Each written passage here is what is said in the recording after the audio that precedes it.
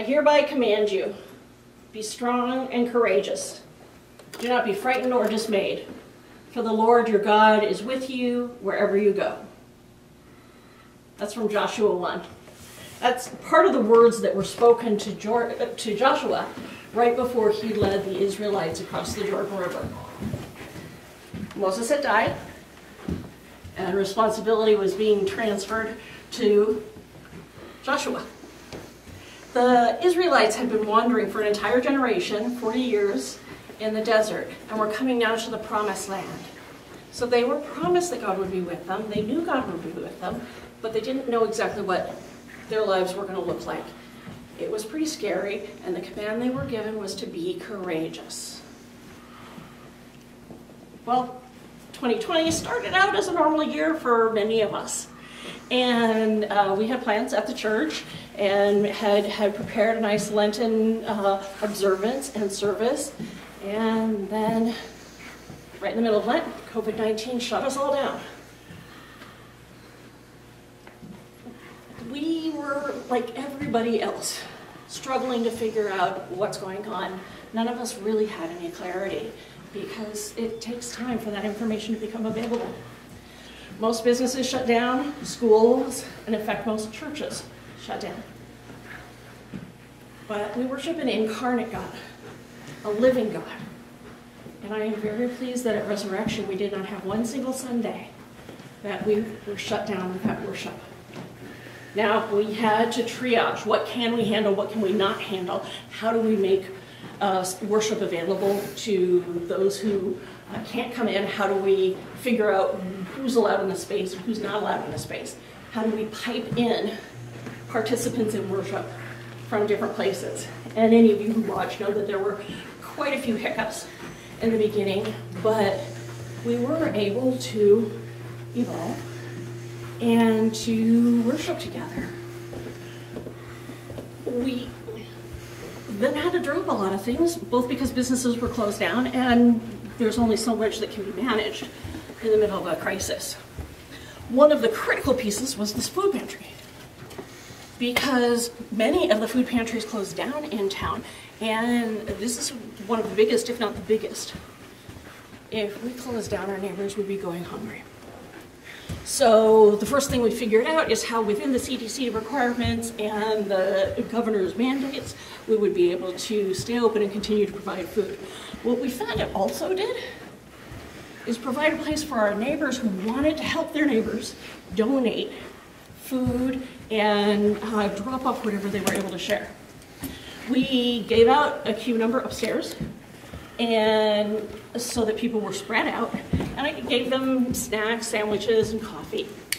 And then they would go outside again and wait till their number was called so that they could be called one at a time to come in and choose their food.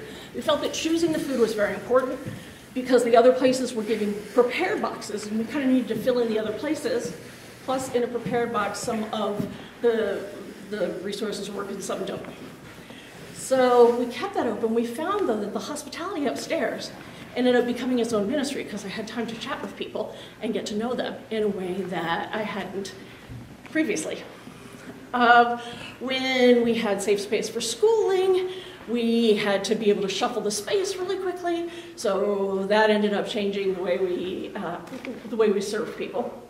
Then, when we got the grants to repair the floors downstairs and to refurbish it more dramatically, we had to keep the food pantry upstairs. So there's been a lot of re-engineering frequently. When we started the year, not when we started the year actually, but later in the year, I remember we were hanging the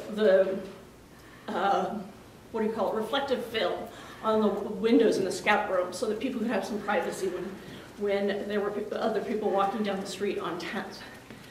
And that was, you know, sort of one piece of making things better. And the dramatic change that we've had since then with all our grants is really quite incredible. We also, though, had to deal with the fact that people were grieving, are grieving, Well, COVID-19 did not take any of our congregants at Resurrection. We did have 4 deaths during this year. All of those people were very long-time members of Resurrection and have been involved in various ways in the community and in the church for decades. It was really devastating, of course, to the households, but also to this family of faith.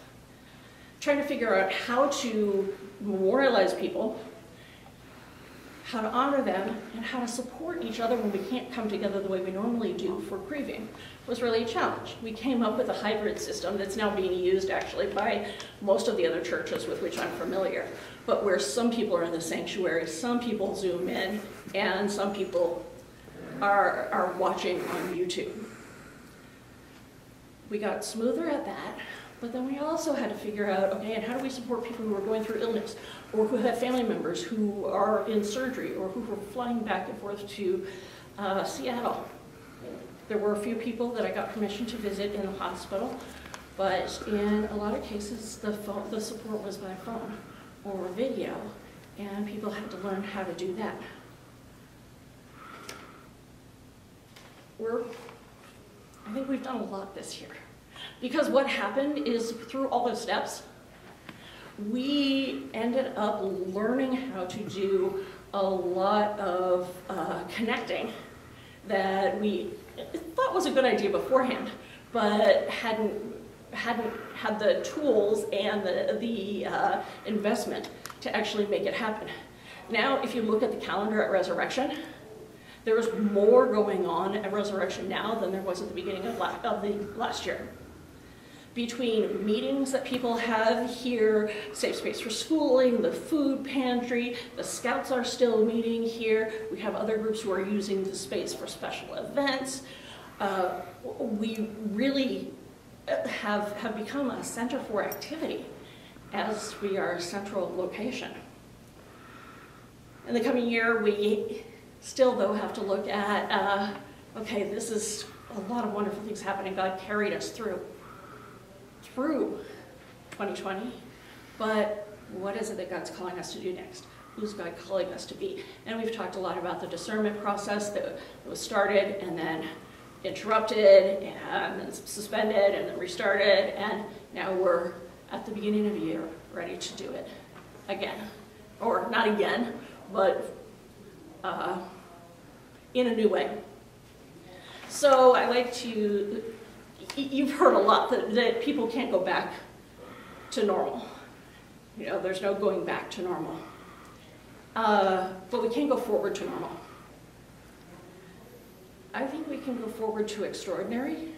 I think that God commands us to have courage, to trust that God is carrying us through this time and will carry us into the next era of resurrection. So let's have courage.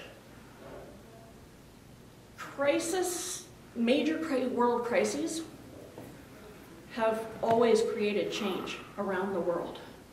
All the major transitions in different cultures have involved some crisis causing them. We'll see what the major changes are that come out of this. But I think that, like the Israelites, we need to be confident that the Lord is with us as we go.